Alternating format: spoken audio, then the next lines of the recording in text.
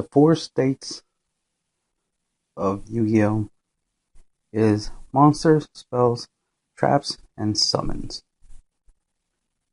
So, the game has monster cards, has spell cards, has trap cards, and then, there's the fact of summoning, summoning a monster, you know what I mean? So in order to always have the advantage against these, uh, types of cards and state, which summon, for example, is to negate them, negate monster effects, negate spells, negate traps, and negate summons. If you can do all four of those things while you're dueling, your chances of winning are way higher. If you have a combo that causes your opponent not to be able to use spells and traps, well, your chances of winning are much higher because they can't use spells and traps. They can only use monster effects. And if you have cards that can, negate the monster effects, or just negate the monsters from being summoned, because if the monsters are not summoned, they don't really do anything, right? Just like they can't attack you if they're not on the field. Opponent can't attack you with a monster that's not on the field. So it's very important to take care of those different elements. A lot of people like to act like certain decks are more powerful than other decks because the deck is popular. Like they'll be like, "Oh, meta deck is the best deck. This deck is the best deck," and it's like in the game, it's like, no, it's not. It is the most popular deck currently right now for the current format because one, it didn't get hit. Because we know once it gets hit, you reduce the ratio of a specific card in a certain quote unquote meta deck, right? Quote unquote best deck. Immediately everybody gives up on that deck. Everybody starts running off to something else that wasn't affected, that wasn't hit on the ban list, right? And it's like, that's weird. It's like, but you still have all, like Sky Strikers, for example, only lost 2 Hornets. You can still play Sky Strikers. You still could do whatever you want. They only lost 2 Hornets. You still have one. And you can substitute the other 2 with any other card. But the point is it's just so weird that it's like, a lot of people will be like, oh, I can't have 3 Hornets, I don't want to play. It's like, all right, that's your personal decision, but don't make it seem like the deck is dead, as it were, like it's over, because one, if it was the best deck, it was the best deck because it was the best deck, not because of the Hornets. It was the best deck because it was the best deck, right? Same thing with like Goki, Goki's lost Invoker and they lost Goblin, but you can replace those 2 with anything else. You really didn't need Invoker. It just was nice to have. You didn't need it. You need ESO more than anything. That's the one that really gets you the pluses and helps you start linking up because it's the link monster. Invoker is not a link monster, so it was, let's just say, it was a win more, as it were. It was an extra. It was icing on the cake. It wasn't the cake. You still have the cake. You still have Goki spam, right? Also, you can replace Nightmare with Proxy Dragon. Right? Anybody who wasn't prepared for Nightmare Goblin to get hit and hold on to Proxy Dragons, y'all clearly dumb. Y'all don't know what y'all doing because it was going to be obvious that eventually Nightmare Goblin was gonna get hit to slow down the U-Link capabilities of the Nightmare strategy. So of course you had to prepare for that and have a backup Proxy Dragon, because before even Goblin was a thing, Proxy Dragon was already up there when it came to the idea of trying to use it to make a U-Link, because it's one of the few monsters that has left and right arrows. Before Goblin came out, and then when Goblin came out, I was like, oh, he's amazing, perfect, just what we needed. And then you got the U-Link, but now we gotta go backwards. Now we gotta go back to the Proxy Dragon U-Link idea. That's it. You just Konami just made you take one step backwards. That's it. It's not like the game's over. Goki's no longer playable. No, you just have to take one step back. While you were trying to be 3 steps ahead of the game, Konami just knocked you back 1 or 2 steps. You're still, you know, you're still on track of being able to keep doing good in tournaments and doing good in just link spamming. So I play a lot of negations in my decks. Of course, you also have to have a win condition. It's not enough to just negate monster spells, traps, and summons. That's very important because that will let you beat a lot of decks. Even the so-called best decks can lose to a monster effect, can lose to a spell, a trap. If you don't let your opponent summon none of their monsters, these best decks ain't really the best decks, right? Because you stop them from doing anything. They're just really good decks for what they do. They do what they do. They were designed to play a certain way, and as long as you play it that way, you will always get those specific results you want. But any deck that is built to produce an outcome is going to produce the outcome. If you have a Exodia FTK deck, and it could always, assemble all 5 pieces in your hand, then of course it's going to be a really good deck. Any deck can be a really good deck. You can take the old Yu-Gi-Oh starter decks, get 3 copies of them, add some some upgrades to them, make them more, up to date, more 2018-ish, right? And do really good at a tournament,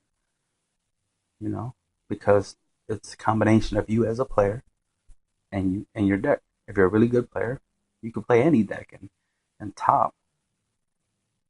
But it does help to have a really good deck, of course, because it just makes the work easier. That way you don't have to just be 90% skill. You could be 50% skill, and that 50% would be your deck. You have a 50. Your deck is 50% really good in the meta, and then you're 50% really good in the game in general. Combine that as 100%, right? It'd be better to be better than that, right? Be 100% good at the game and then have a 100% good deck. Then that's 200%, which is way better.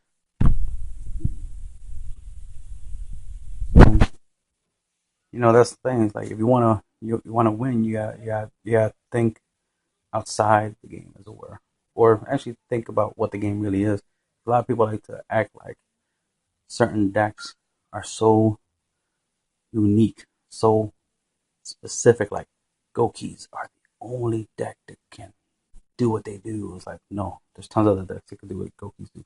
Gokis, like, it's just too strong. It broke the game because of what it does. It's like, no, there's tons of other decks that did the same thing.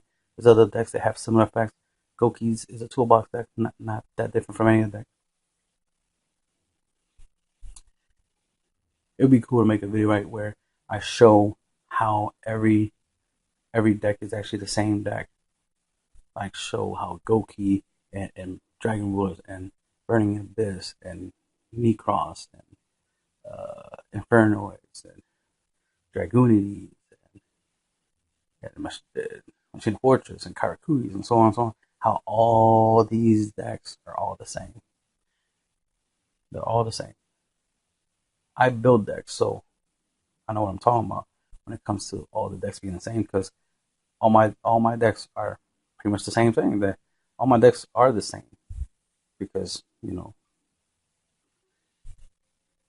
there's only but so many ways you can do spell negation, effect negation, trap negation, summon negation. What I mean? It's like, of course, all my decks are gonna be the same. All my decks are gonna have some form of monster negation, effect negation, some spell negation, some trap negation, some monster summoning negation.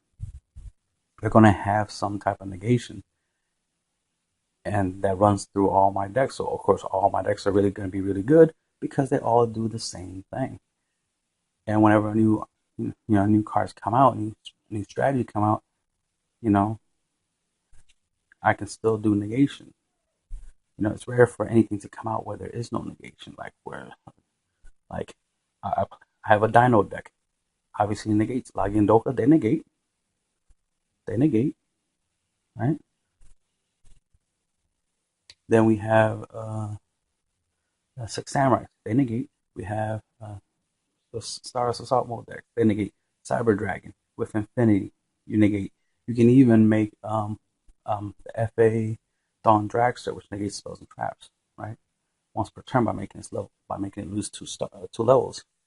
Negation, right? And I play that 7-star synchro in a lot of decks, including my Cyber Dragon deck. And I also use it in my Link Spam deck, my Plant Link deck. That has negation. I make Notorious Beast Sparkian in there, so there's negation right there right off the bat. And then, of course, the Dawn Dragster, another negation. So, a lot of the decks I play have negations. They're all pretty much the same. Either they use the same, monsters for negation, or they use a different monster that negates. But the point is that they negate. Oh yeah, my Paleozoic deck, totally awesome. That's another negator right there, totally awesome. Another negator. Then I play counter traps. I use Recall to negate monster effects, and that's a counter trap. I use Dark Fry, which negates spell or trap. That's a counter trap. So I have a lot of negations. Some of my decks have Grand Horn, but I started getting away from Grand Horn because I was like, you know what? Grand Horn is better first turn than it is going second, and I'm not going to assume I always go first. If I go first, I have the advantage, because I could do a first turn combo, and I could start, setting up negations. But if I go second, Grand Horn is not useful, and my opponent already summoned their best monster, summon a nice boss monster. Grand Horn would be pointless when they already summoned the monster. So Recall is good because it can deal with the monster after it was summoned. So if I end up in a situation where my opponent already summoned their boss monster, I'm going to have to use Recall to take it down, because hopefully that boss monster has an effect. Once they activate it, recall it, negate, destroy it, and deal with it. And that's if I can't deal with it by attack or my own monster effects or whatever. I have to find some way to take it down. Solemn Strike is really good because it does both, of course. So I use more budget options, but if you have Solemn Strikes, obviously, you got your effect negation. So after somebody already summoned a monster, you have the effect negation. She already can deal with it. But if they haven't summoned it yet, well, cool thing, Solemn Strike negates the summoning. But it does cost some life points. So it does cost life points, so it might matter. That's why I'm going with Recall. I like Strike. I'm a fan of Strike. Don't get it wrong, but for budget purpose as well as for when I play, I already use stuff like Instant Fusion, Red Screen, things of that nature. I already use up life points in a lot of my strategies, as well as I could always take some battle damage or burn damage, so that will already reduce my life points. So it makes it hard. It makes some of these cards can become potential dead draws during the course of a duel. If I end up in a situation where it's like, oh man, I only have 1,500 life, I can't play this Solemn Strike. If it was Recall, I could play it and then I would be able to win this duel. But instead, I'm going to be in a situation where I don't win because opponent gets to resolve their effect and beat me. So, things of that nature. Plus, again, like I said, I'm a budget player and I have more than one deck, so I need multiple copies of certain cards that I use. So that's why I use Recall instead of Strike. It's like, well, I need to negate monster effects more than summons. So I'm gonna opt for effect negation, and I don't care if my opponent draws a card as long as I don't lose life, and as long as I can stop my opponent from making a play or resolving an effect. That's more important, especially if the effect is like a hand trap. You know what I mean? Oop, recall the hand trap, and now I can continue doing what I'm doing and set up, continue my strategy, uncontested, as it were. But that's the thing you always have to think is like, in order to win, you got to focus on, the weaknesses of certain decks. And a lot of times the weakness is the fact that they are Yu-Gi-Oh cards. A lot of people like to act like a meta deck is not a Yu-Gi-Oh deck. Like it's something special, something magical. like it's a totally different card game, and you can't use your budget, casual deck against a meta deck because a meta deck is superior. It's like, no, it's not. It's a Yu-Gi-Oh deck. I can beat your Goki deck just like I could beat a Dark Magician, Dark World deck or whatever. So it creates some type of hybrid deck or a Dark World Exodia, Dark Magician Blue Eyes, Elemental Hero deck. Like, I don't care how you mix match your deck. It's not, doesn't matter. It's not going to change much. It's not going to change too much. It's still a Yu-Gi-Oh deck. As long as I can negate monster effects, as long as I can negate spells, traps, and summons, I can beat your deck regardless. It doesn't, no matter what you do to your deck, it's not going to change the fact that it's still Yu-Gi-Oh. And any deck by any other name is still a Yu-Gi-Oh deck. Goki, Burning Abyss, True Draco, whatever. It doesn't matter the name of the deck. They're all the same. They can all lose. They all require monsters. They all require spells. They all require traps. They all require summons in order for anything to be a big deal. If you negate Masterpiece's summon, True Draco Masterpiece, then he's not a problem. You know what I mean? And then there's some budget options, like you don't have to play Gamma Cell. You could play any type. You could play a Volcanic Queen, a Lava Golem. There's tons of cheap budget options for getting rid of something. You could play competitive casual. That's why I consider myself a competitive casual, where I think about the competitive scene. I make sure that my decks can compete. If I went to a tournament, I know it will do really good because everything I need to beat the meta decks or any deck in general, but mainly to beat the meta decks, I already have. I already have what I need to beat them. I know how those decks work. I know their strengths and weaknesses. A lot of times their strengths is just simplicity. It's like, oh, okay, that's all your deck does. It doesn't do nothing really special. All it does is it creates this particular little board, and you're relying on that board to win you the duel. So once I break that board, you lose the duel. Good. Simple. Since my deck already has a way to beat that board, I'm good. Like, for example, I have Dogoran in my Dino deck, so I can always Kaiju. I can always Dogoran something whenever I need to. So that's an advantage I have. Like, yeah, I have a Kaiju in my deck. It is dinosaur, so it works for my deck. So there's synergy there. So it's not like something that is just there to be there. No, it works with my deck. Since I can search it and whatnot, it's a dinosaur, so it helps with miscellaneous sources ability. It helps once I banish it with miscellaneous source. It gives power boost to my Tower Infinity and so forth and so forth, and gives me all these advantages. My Dino deck can negate, of course. So control elements. Anti meta. I like to not say anti meta. It's more of anti deck. My strategy is more anti deck because meta means I'm like playing cards specifically for certain matchups instead of just blanket general purpose um, negation. So I'm more of an anti deck, anti deck player than anti meta. Because to me, every meta deck is the same. Because every deck is essentially the same. It's all Yu-Gi-Oh. It's nothing different, nothing special, nothing unbeatable. I've beaten full power, Dragon Warriors a lot, and that's where, ironically, my annoyance has come from. A lot of people was trying to make Dragon Warriors out to be more powerful than it really was, and it's like, no, they're a really good deck, but they're not as powerful as y'all trying to make them out. You make them out to be invincible. Tier 0 this and that. It's like, no, they were popular. They were really good. And because they're really good, of course they're going to be popular. When something's good, of course a lot of people are going to want and like the good thing. But that's it. They were good. Not unbeatable. And that's the problem with the whole mindset is a lot of people try to make them unbeatable. I've had a couple arguments with a couple people, a couple of my friends, about, Dragon Wars and Ritual Beasts and stuff like that. Like, hey, I can beat, Dragon Wars with Ritual Beasts. Ritual Beasts is like Dragon Wolves 2.0, and they're like, oh no, nothing's better than Dragon Wolves. Dragon Wolves is Dragon Wolves. Nothing's the same as it. Nothing's better than it. It's like, oh, that's false. One, Heretics was the original Dragon Wolves, because Heretics was the one who originally did, ranked 6 spam. And then you got the Dragon Wolves who do 7 ranked spam, right?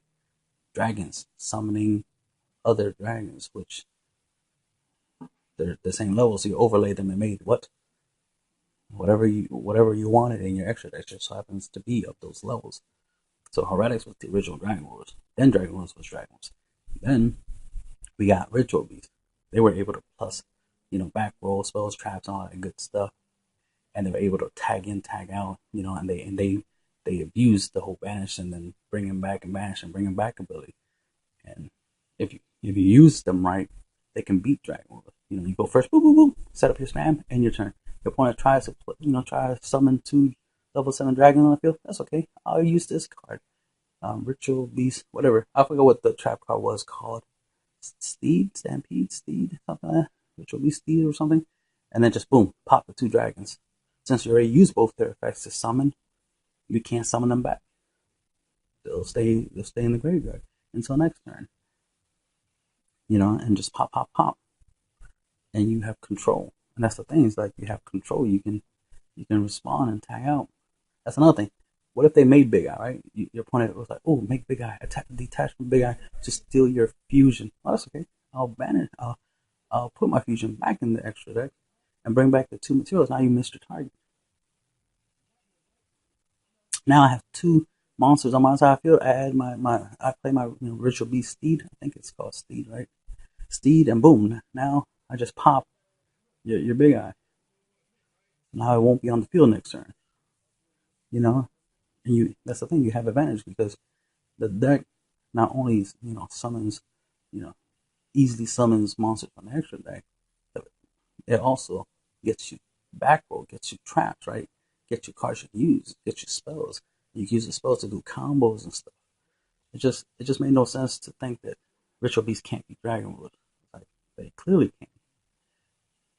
Because one, Dragon Wolves are not unbeatable, but a lot of people that I know like to act like they're unbeatable. It's like, no, Dragon Wolves are not unbeatable. You can beat them. They're not. They're good, but they're not unbeatable or indestructible. Like, they are still Yu-Gi-Oh cards. You can negate them. You can beat them. I beat full power Dragon Wolves many of times with my Salt Mode deck, or with just something simple like a Divine Wrath or something. Just some form of negation. Doka, Lagia. Like, yeah, go ahead. Overlay. Yeah, make Big Eye. Alright. Use Lagia's effect. Negate that.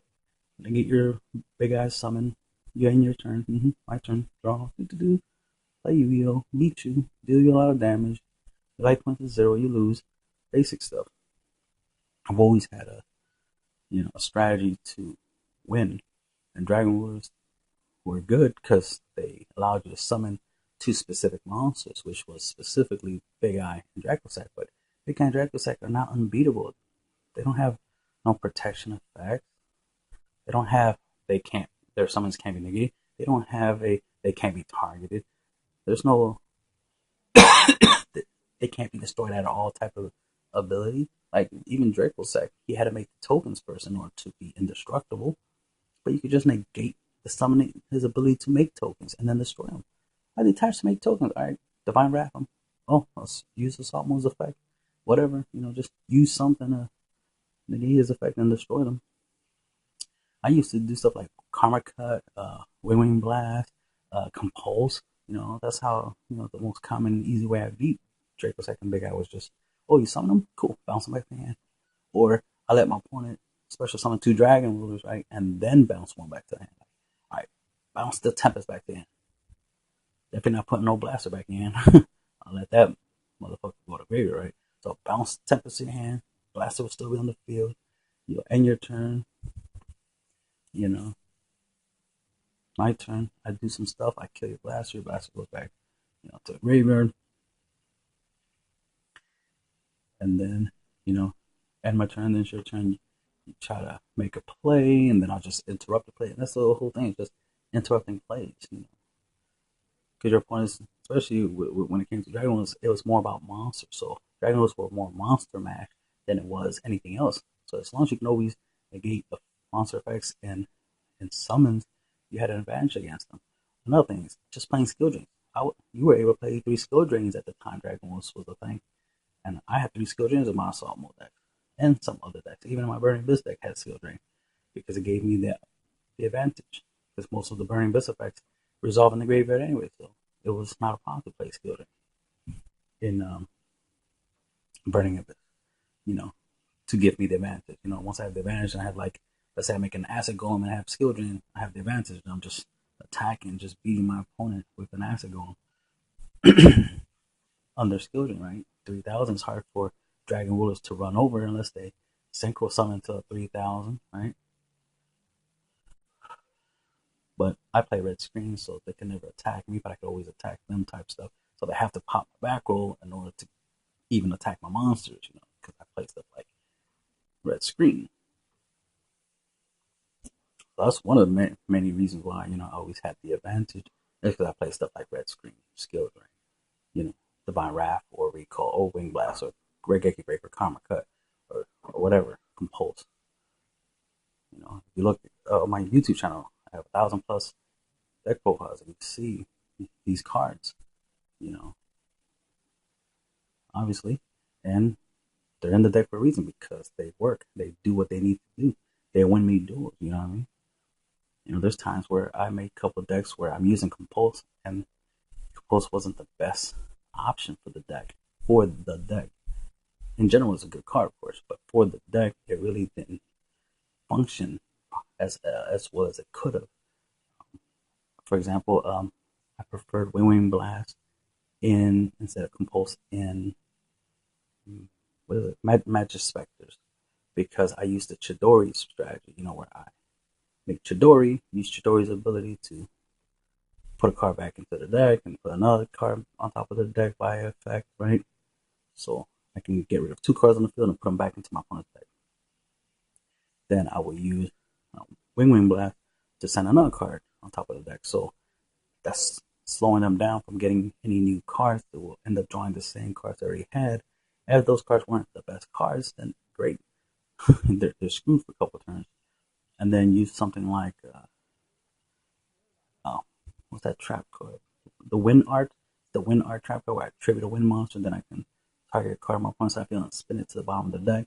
So, things like that. So these are kind of stuff that I used and played with. There were better options for that deck, especially with the strategy I was trying to go with. I was trying to go with a lot of interrupting, a lot of spinning back, throwing things back into the deck. Even using something like the counter trap, what is it? Wiretap. Yep. Negate that trap card, just throw it right back in your deck. Just mess up your whole consistency. You were trying to thin out your deck, trying to get to good cards. I'm just throwing cards back into your deck, just ruining your consistency. Because you just end up drawing those cards again later, and then you'll try to use them, but they'll probably be the wrong time you use them or something like that. So these are the kind of things I try to do to win, and this is how I win a lot. Because it's a simple concept. I use basketball as an example to explain how good I do in Yu-Gi-Oh! When I do. I can't dunk, right? I can't dunk. My dribbling is pretty good, but I don't do no fancy, crossover type of stuff. I do like basic dribbling. So I don't dunk. My dribbling skills are basic, but I can I can shoot. I can shoot the basketball into the hoop, and if I'm playing 1-on-1, my main strategy is to make a lot of 3 points, because my opponent's more likely going to try to be fancy and try to make a lot of 2 points. Do a lot of alley oops, a lot of dunks. They try to be fancy. They'll try to grab the rebound, throw the ball in, get 2 quick points. But I'll be focusing on 3 points, because if we're playing up to 10 points, all I need is 3 point shots. So that's 9 points right there off of 3 3-point shots. and then I just need 1 2-point shot, and I win. So I only need to make 4 shots. All I have to do is make 4 shots, and I win. Now, if my opponent is doing a lot of 2-point shots, they need 5 shots to win. They need 5 shots to win, and that right there is a disadvantage for them. And I've always taken advantage of certain situations where, like, I get the ball and I get to throw, shoot free throws, and I keep shooting it until I miss. And I've won a lot of one-on-one games that way, where I'm just shooting threes from the 3-point line, just threes, all the way until I get to 10 points and I win. I've won a couple one-on-one basketballs that way. And usually the reason I was even playing one-on-ones is because somebody challenged me. Somebody, wanted to assume they knew better than me. They knew, they want to judge me. And it's like, we all good in our own ways. Why can't we respect one another for being good at whatever we are good at in our own way? But no, somebody wants to challenge me like, oh, you're really not that good at basketball, blah, blah, blah. You do the same moves over and over again. There's nothing special about you. You're not really good at this game. It's like, okay, challenge you to one-on-one, like, to prove that you're not good at this game. Okay, so we're playing up to 10 points. Yep. I get the ball first. Oh, cool. And start off at the 3-point line. Boop, shoot, 3 points right off the bat. I already have the advantage. Now I have to make 2 more 3-pointers and 1 2-pointer. So, they get the ball. It's their turn. They're trying to be fancy, cross me over and get their little 2 points in. So it's like, all right, cool. Especially if they're not paying attention, what I mean? It's like, you do realize that I just got 3 points, but you went for a 2-pointer. You ran up to the hoop and made 2 points. That wasn't smart. Especially when you started off at the 3-point line, you could have just shot from there and got 3 points. And we would just winning it back and forth of doing 3 points. But since I went first, I'll get to 10 points before you do if we just keep doing that back and forth. But instead, you want to be fancy, and instead of shooting the 3-point from the 3-point line, you decide you wanted to cross me over because you want to prove that, you're a great basketball player and I'm not, or some shit. And you just end up failing because you were trying to prove something you didn't need to prove. It's like, this was pointless. You're just proving that you're not really, that, you could be good at dribbling and dunking and all that stuff. That's cool and all. But at the end of the game, at the end of the day, right? At the end of the game, what matters is the points and who got the most points, right? And if I'm getting 3 points every time I make a shot, and you're only getting 2 points, I'm gonna get to the end of the of the game, and I'll get the most points, and I'll win. So it's the same thing with, like, Yu-Gi-Oh! Is my opponent can have a nice strategy where it's like, yeah, see, my deck is very consistent. I can link summon every turn. I can link. It's like, well, that's cool, but you're not dealing no damage every turn. I already dealt you 4,000 damage, and all I played was 3 cards. And then I'm gonna play another card and another card, and these cards are gonna combine to do you 4,000 damage. Oh man, your life points just so happen to be 0 right now. I win.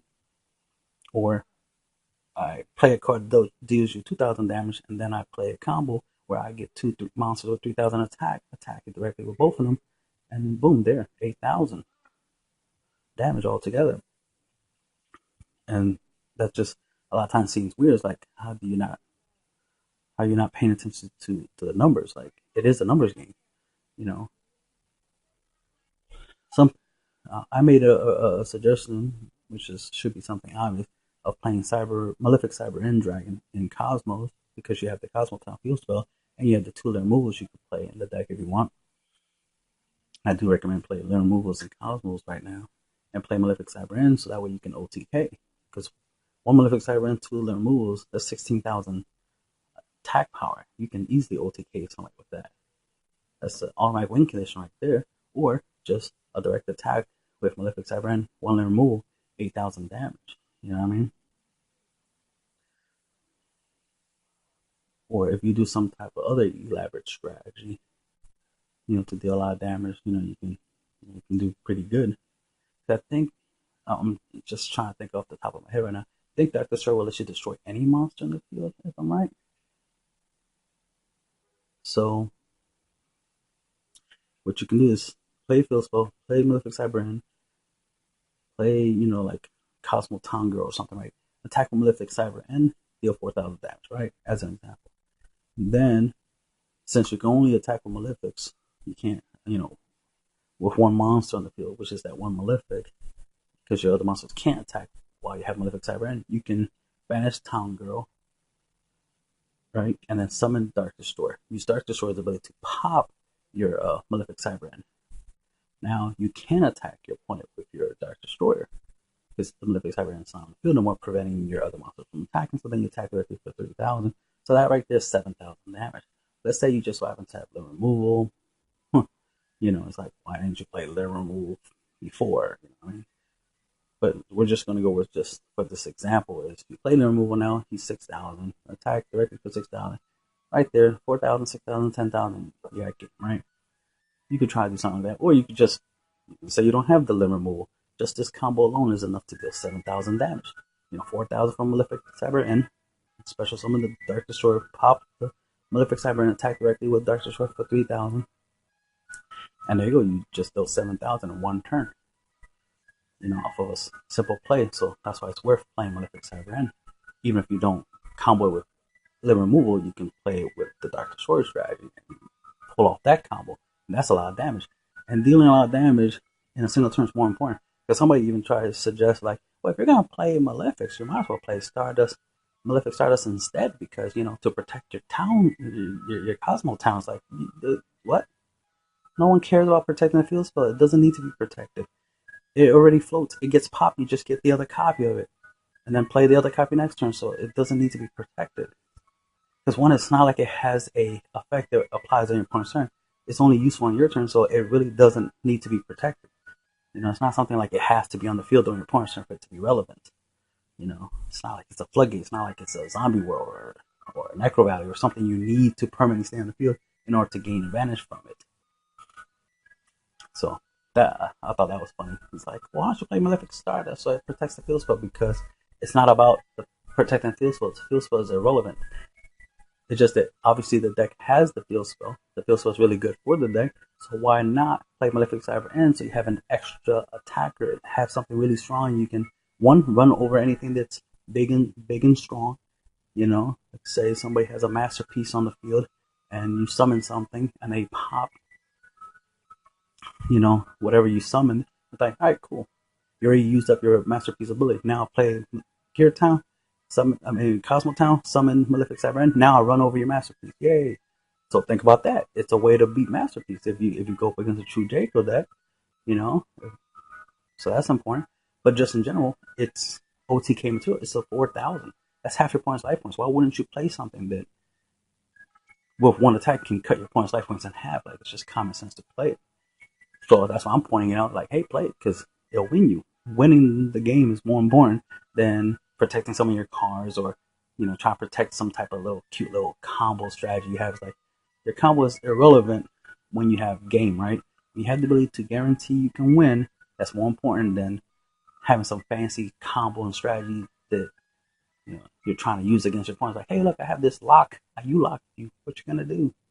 I'm gonna summon Malefic Cybran, attack your weakest monster, their removal, and end your life points out and win automatically.